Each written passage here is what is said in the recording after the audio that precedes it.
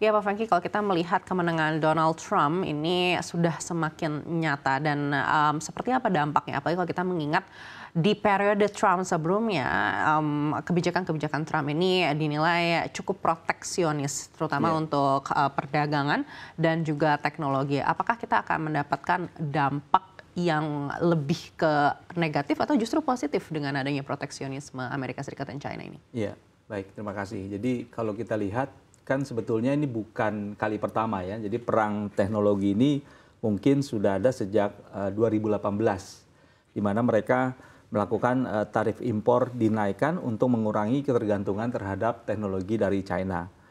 Dan 2019 malah jelas mereka melakukan sanksi terhadap Huawei ya, dengan alasan resiko keamanan nasional, khususnya terkait dengan 5G.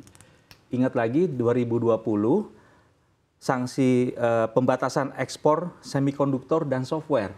Ya, jadi ke perusahaan China seperti Huawei dan SMIC. Jadi ini bukan kali yang pertama. Kemudian 2020 kita juga ingat ada tekanan terhadap TikTok ya dan WeChat ya dengan alasan keamanan nasional. 2021, 2022 ini kita lihat ada inisiatif chip. Ya, mereka mulai sadar, wow ini ada sesuatu yang kita selama ini depend ke yang lain gitu. Jadi maka mereka melakukan aliansi Amerika ya, aliansi dengan Jepang, Korea Selatan dan Taiwan untuk pasokan chip global. Dan terakhir kita lihat 2023 ini pembatasan ekspor teknologi AI dan superkomputer. Nah kalau kita lihat dari ini hubungan teknologi AS dan China ini memang kita harus cermati bersama. Apa yang kita bisa ambil hal-hal yang menarik, yang pertama adalah keamanan nasional menjadi isu utama. Buat Amerika ini penting sekali, ya kan, keamanan nasional. Kemudian yang kedua kita lihat di industri IT itu utamanya adalah terkait dengan chip. Ya, chipset ini menjadi hal yang penting yang dimiliki oleh untuk suatu kemandirian suatu negara. Kemudian kita juga lihat mereka akhirnya sadar untuk mendorong kemampuan manufaktur lokal, kemampuan software lokal. Nah ini mungkin hal-hal yang mungkin nanti kita bisa eksplor bersama, menarik sekali. Baik, lalu sejauh apa kita untuk bisa mengambil keuntungan dari kebijakan-kebijakan yang proteksionisme ini? Kalau dibilang kita bisa mengambil keuntungan, tentu kita kemarin kita dengar ya pernyataan presiden kita, Pak Prabowo menyatakan, kok komputer aja kita nggak bisa bangun gitu, kita nggak bisa punya sendiri gitu. Ini malah harusnya membangkitkan semangat kita untuk membangun kemampuan manufaktur lokal. Kalau dari segi kemampuan manufaktur lokal memang akan sangat butuh biaya besar. Tapi kemampuan industri software lokal tentu kita bisa bangun. Kita bisa menggunakan SDM kita ya yang tidak kalah dengan luar untuk bisa mengembangkan software-software lokal. Jadi kita akan punya kesempatan untuk bisa melihat bahwa kita pun harus bisa melakukan hal yang sama dengan yang Amerika dan China lakukan. Baik, kita akan beralih ke Pak Huda. Pak Huda tadi disampaikan oleh Pak Franky, ya, artinya masih ada harapan sebenarnya untuk kita bisa memajukan industri ini dan mengambil keuntungan dari kemungkinan adanya proteksionisme Amerika Serikat dan China di industri teknologi begitu. Tapi kalau Anda lihat apa saja yang menjadi titik kuat kita untuk bisa membangun industri ini? Apalagi tadi disampaikan juga oleh Pak Franky, sebenarnya kita masih membutuhkan investasi yang cukup besar juga di bidang ini. Iya Mbak, sebelum itu memang kalau kita lihat ini kan dampaknya cukup besar ya. Kalau kita lihat dari sisi bukan boykot ya, tapi proteksionisme yang dilakukan oleh Trump, kemudian ini bisa berakibat kepada global supply chain. Nah ini yang saya takutkan malah adalah global supply chain untuk produk-produk elektronik, produk-produk teknologi itu akan terganggu.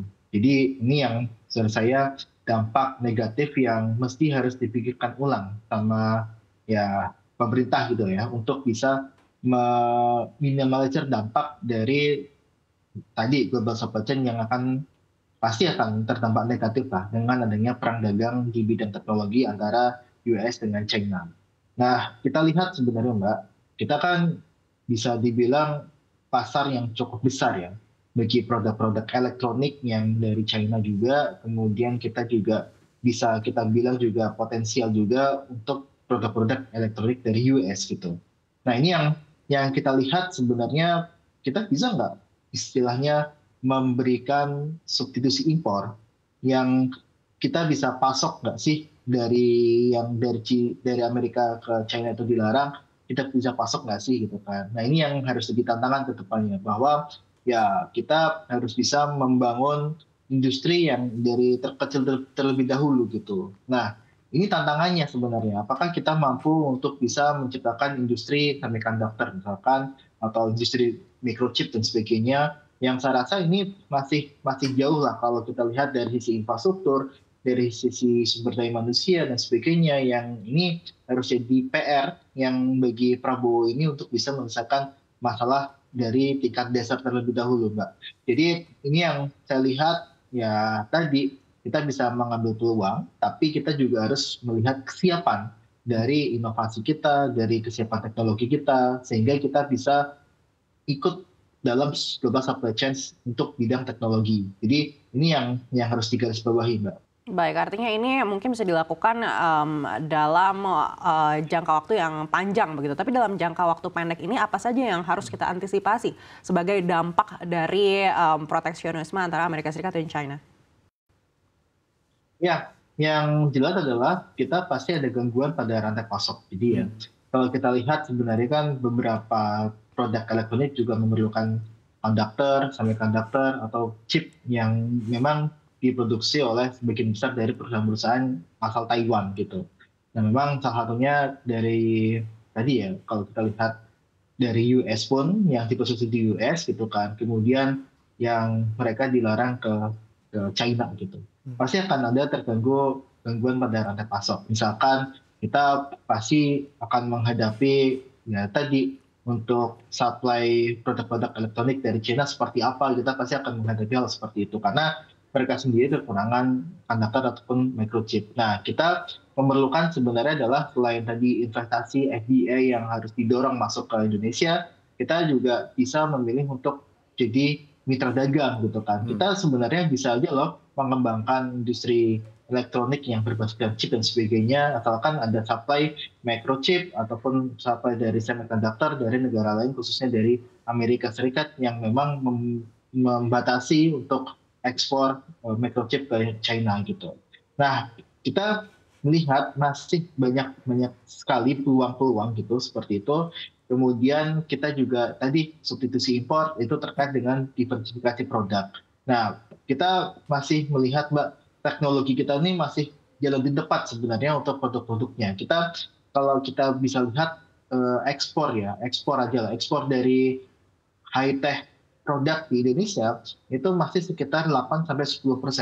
Bandingkan dengan Malaysia, bandingkan dengan Vietnam dan sebagainya, yang dia sudah mencapai ke angka 40-50%. Artinya memang industri di mereka sudah berbasiskan teknologi.